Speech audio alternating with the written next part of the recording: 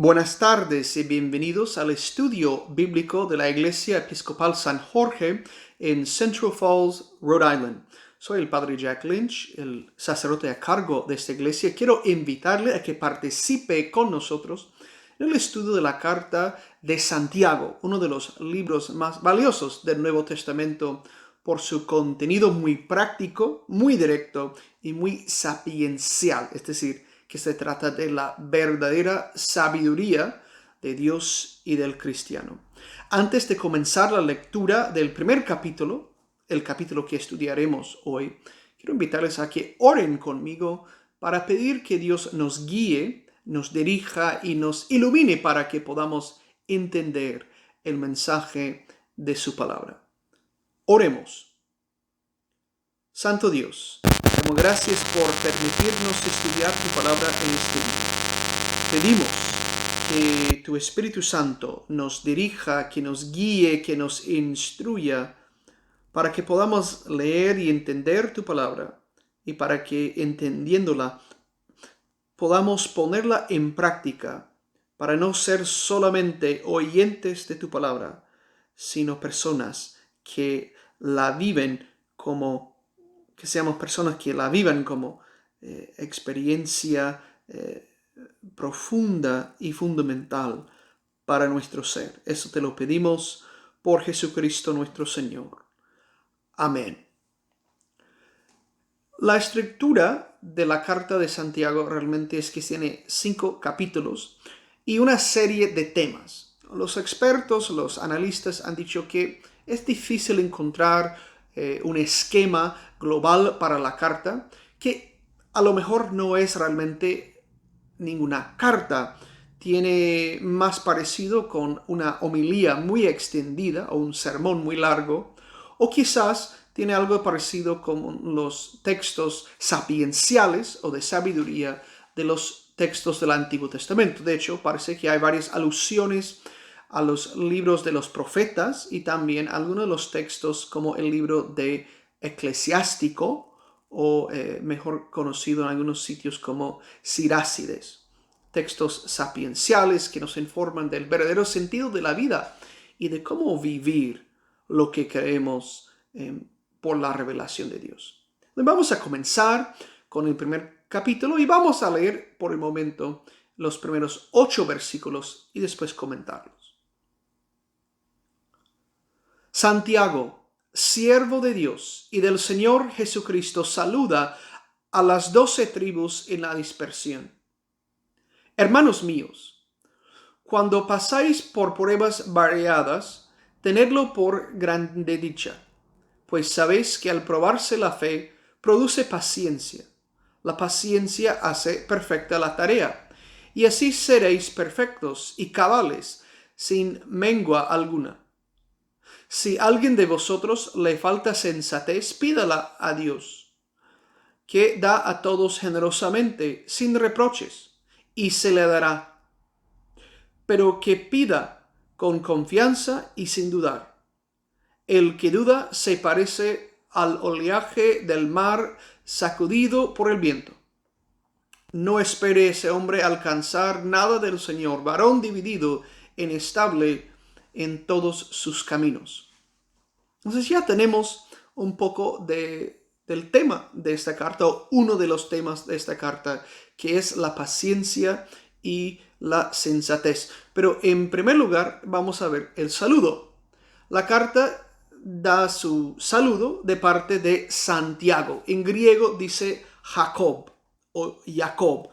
En español a veces decimos Jacobo. Santiago, Diego, Jaime, todos son el mismo nombre. Tienen su origen en el nombre hebreo Jacob, un nombre muy común. Y hay 3 grandes figuras del Nuevo Testamento que llevan ese nombre. Los 2 apóstoles, Santiago Mayor, Santiago Menor, algunos conocidos muy bien en el mundo hispano. Pero ese Santiago es Santiago, el hermano del Señor. Santiago, el hermano del Señor, tiene mención en textos fuera del Nuevo Testamento, pero también se menciona dentro de los Hechos de los Apóstoles.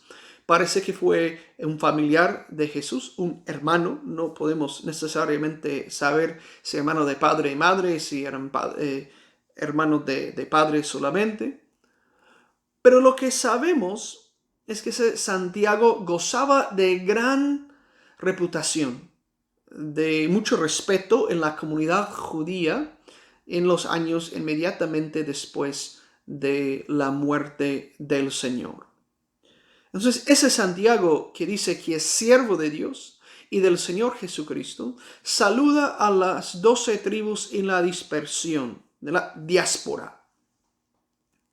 Se supone que está hablando de los judíos que viven fuera de Tierra Santa. Ese es el lenguaje que se usaba para los judíos en la época helenista, en que estaban dispersos por todo lo que sería el Imperio Romano y los lugares alrededor del imperio. Los judíos se habían trasladado a todas las ciudades y lugares principales del mundo conocido en ese tiempo.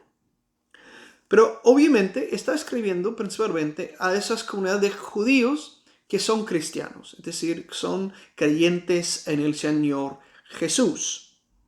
Recordemos que en la época apostólica había comunidades más gentiles y comunidades más judías o hebreas. Y la iglesia tuvo que llegar a un acuerdo a entender que la iglesia debe ser de judíos y griegos, como decía en aquella época. Santiago fue quien dio el dictamen en el Concilio de Jerusalén, en los Hechos de los Apóstoles, sobre eso. Es decir, es gran personaje, tiene gran autoridad. Y ese Santiago fue conocido como un líder muy conservador dentro de la iglesia, pero siempre logró aceptar al que era diferente, siendo guiado por el Espíritu Santo. Ese Santiago nos quiere hablar de la paciencia y de la sensatez. Entonces, cuando uno experimenta la prueba, la dificultad, es oportunidad para mejorar la fe. Es oportunidad para tener la paciencia. Y dice que es la paciencia la que nos hace perfectos en la tarea. Si vamos a ir a aprender a hacer algo bien, tenemos que tener paciencia. Si queremos aprender un nuevo idioma, si queremos aprender a tocar algún instrumento musical, si queremos aprender a ganar al videojuego, todo requiere paciencia, todo requiere el tiempo, la dedicación, el esfuerzo. Sobre todo esa paciencia, porque son muy pocas las personas que todo lo que hagan lo hacen con esa habilidad de ser perfectos al inicio. La gran mayoría de nosotros tenemos que trabajar para perfeccionarnos en la tarea y eso requiere mucha paciencia. Dice, si a alguien le falta sensatez, hay que pedirle a Dios que nos dé sensatez. Vivimos en un tiempo en que al parecer carece mucho esa sensatez que todos necesitamos. Sensatez es una palabra normal para mencionar la sabiduría en el sentido del Antiguo Testamento, como en varios sitios del Antiguo Testamento dice: el principio de la sabiduría es el temor del Señor, o es la reverencia al Señor. Es decir, tener presente ese respeto para Dios, ese principio de la sabiduría. Entonces, si no tenemos sabiduría, si no tenemos sensatez, si no tenemos buen juicio, tenemos que pedirle al Espíritu Santo que nos ayude. Tenemos que pedirle a Dios que nos ayude y que tengamos confianza de que si pedimos la dirección de Dios, la sabiduría de Dios, Él nos concederá su sabiduría, nos dará la dirección. Pero si no lo hacemos, vamos a ser como las olas del mar que se llevan por todas partes por el viento. Es decir, sin estabilidad, sin la fortaleza que puede tener algo más o menos fijo, sin tener la fortaleza de resistir la fuerza del viento, de la tormenta. Entonces, si no tenemos la confianza de que Dios nos va a responder, vamos a ser también como aquel hombre, dice, varón dividido, inestable en todos sus caminos. Porque si no podemos confiar de Dios, no podemos confiar de nada. Pero si confiamos en Dios, tenemos la promesa de que Dios nos ayudará con su dirección y con su sabiduría, con el buen juicio. Vamos a continuar leyendo a partir del versículo 9. El hermano humilde que se gloríe en su exaltación y el rico de su humildad, pues pasará como flor de un prado. Al salir el sol abrazando la hierba se agosta, la flor se marchita y parece su aspecto atrayente. Así se marchitará el rico en sus negocios. Sé que el pobre, el humilde, como dice esa traducción, debe gloriarse en su exaltación. Es decir, los pobres deben de alegrarse, exaltarse, gloriarse en que el hecho de que Dios le va exaltando, Dios le va subiendo, Dios le va ayudando en sus necesidades y debe de sentirse bien cuando experimente esa ayuda de Dios. Dice que la persona rica debe de gozarse, gloriarse, mejor dicho, de su humildad, de su oportunidad de servir, de su oportunidad para no ser la persona más importante, sino de ser quien busque apoyar a los demás con los dones que tiene. Dice que porque ser rico, tener muchas cosas, tener todos esos orgullos y afanes de la vida es parecer una flor que está en el campo. La flor puede ser muy bonita, tener una riqueza de apariencia y de buen olor, pero cuando sale el sol y se calienta el sol, igual la flor más bonita se marchita y se seca, igual a la grama. A veces peor que la grama, porque la grama puede ser más resistente a la prueba. Y las flores, por lo general, son más delicadas, ¿no? Dice, así es todo de la vida del rico en sus negocios. Puede tener un aspecto muy atrayente, pero es sujeto siempre a los cambios, a los riesgos, al calor del sol que puede quemarlo todo. También podemos pensar en otros pasajes de la Biblia que dicen que el hombre, cual flor que se está por la mañana, se marchita en el día y ya en la tarde está quemada, ¿no? Vamos a seguir. Versículo 12 del primer capítulo de Santiago. Dichoso el varón que soporta la prueba, porque al salir airoso recibirá la corona de la vida que el Señor prometió a los que lo aman. Nadie en la tentación diga que Dios lo tienta, pues Dios no es tentado por el mal, y Él no tienta a ninguno. Cada uno es tentado por el propio deseo que lo arrastra y seduce. Después el deseo concibe y da a luz un pecado, y el pecado madura y engendra muerte. No os engañéis, hermanos míos queridos, toda dádiva buena y todo don perfecto baja del cielo, del Padre de los astros, no sujeto a fases ni periodos oscuros, porque nos engendró con el mensaje de la verdad, para que fuéramos como primicia de la creación. Un comentario interesante. Dice que dichoso el que puede salir o que soporta la prueba. Cuando estamos probados, cuando estamos con la tentación, cuando estamos en situaciones complicadas, no nos sentimos afortunados, por lo general. No conozco a nadie que haya dicho, pues me siento muy afortunado porque hoy fui tentado. No. Nos sentimos apesorados, nos sentimos afligidos, nos sentimos a veces impotentes frente a las situaciones difíciles, frente a las tentaciones, frente a las dificultades y las pruebas de la vida. Pero dice que hay algo que hay que entender. Cuando somos tentados, no es porque Dios nos quiere tentar. Dios ni puede ser tentado como Dios, ni tienta a los demás a hacer lo malo. Lo que llamamos la tentación, a veces decimos la lujuria, pero no precisamente en un sentido puramente sexual. Estamos hablando del deseo, los deseos de nuestra naturaleza carnal, por decirlo así, lo natural del ser humano, esos deseos que tenemos del hambre, de bienestar, de muchas cosas, pero que muchas veces abusamos de esas cosas. Dice, eso viene desde dentro. Igual como dice Jesús, que no es lo que ponemos en la boca lo que nos hace impuros, sino lo que sale de nuestros corazones. El pecado no viene porque Dios nos tienta. El pecado viene porque ha nacido en nuestro corazón un deseo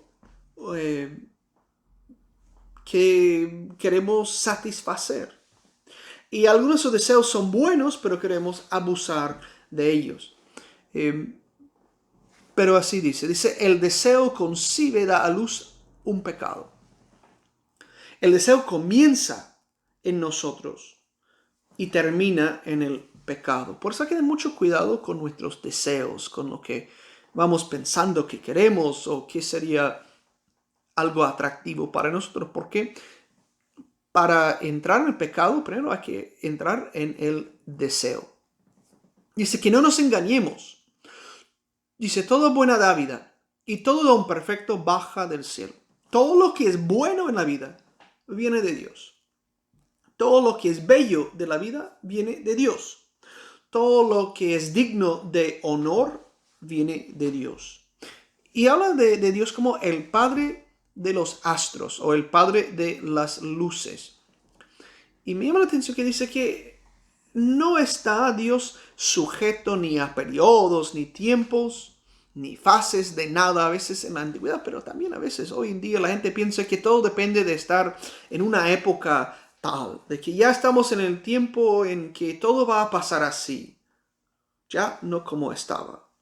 O que Dios tiene que actuar según un plan secreto, pero totalmente secreto, pero nosotros conocemos el secreto, y que la historia de la humanidad o la historia de la iglesia se tiene que dividir en unas fases, en unas dispensaciones, que en todo funcione diferente, así porque son tiempos en que Dios quiere actuar y llamar a la gente de su manera. Aquí dice que Dios no está sujeto a ningún periodo, a ninguna fase de nada. Dios está sujeto a su voluntad.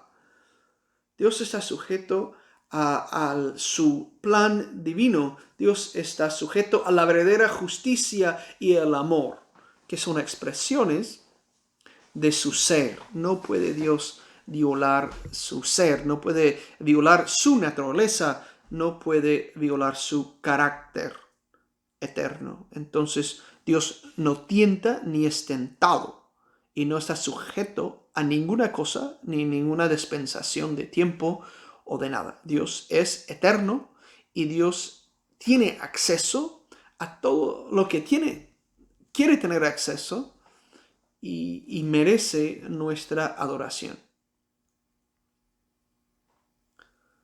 Bien, vamos a continuar en el versículo 19.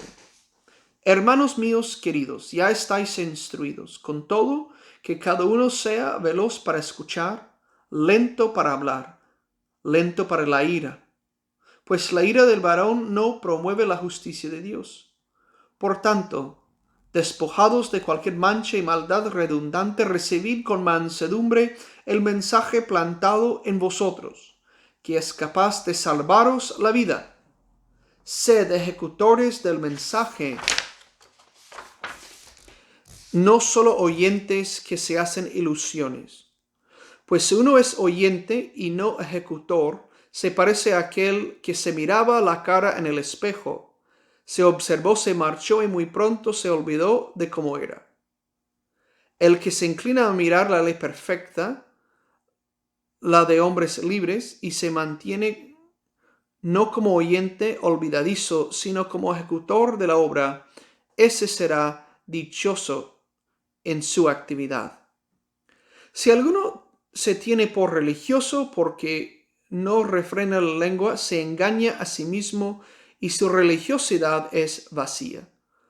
Una religión pura e intachable a los ojos de Dios Padre consiste en cuidar de huérfanos y viudas en su necesidad y en no dejarse contaminar por el mundo. Esa es la última sección de ese primer capítulo de Santiago. Vamos a volver a donde comenzamos esta lectura, versículo 19. Es una exhortación, una invitación a los oyentes. Dice, hermanos míos queridos. Se cree, se entiende Santiago como un pastor, como un amigo, como un compañero en el camino. No se instala como quien esté arriba de toda la gente, sino que está al mismo nivel en su manera de dirigirse a ellos y tiene un consejo muy sabio para todos nosotros. Dice que cada uno sea veloz para escuchar, lento para hablar. Todas esas respuestas negativas y coléricas no pueden lograr la justicia de Dios. Muchas veces cuando nos enojamos, y a veces con mucha razón nos enojamos, queremos actuar a partir de esa ira, ese enojo. Pero el enojo del hombre no realiza, no instala la justicia de Dios. Tenemos que aprender a controlarnos y actuar de manera racional. Tenemos que tener humildad porque nadie es exento, nadie está exento del pecado. Todos hemos fallado, todos hemos provocado el enojo de alguien más. Todos hemos merecido que nos castiguen en algún momento. Tenemos que vivir con mansedumbre y aprender la humildad para poder aprender del mensaje de la palabra de Dios. Y nos manda Santiago a ser ejecutores del mensaje, es decir, los que cumplimos con la palabra y no solo los que oímos la palabra de Dios. Tenemos que escuchar el mensaje y ponerlo en práctica, ¿no? Y eso es porque el que escucha el mensaje de Dios y no lo pone en práctica, dice, es como aquel que se vio en el espejo, se fue y ya no se acordó de cómo se veía. Pero dice, los que estamos tratando de poner en práctica ese mensaje, vamos a poder aplicar la ley perfecta, la ley de los hombres libres, y no vamos a ser oyentes olvidadizos, sino ejecutores de la palabra.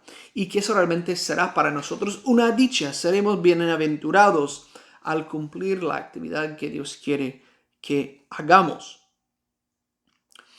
Y la última sección, los últimos 2 versículos de ese capítulo, es decir, capítulo 1, 26 y 27, nos mandan a vivir la verdadera religión.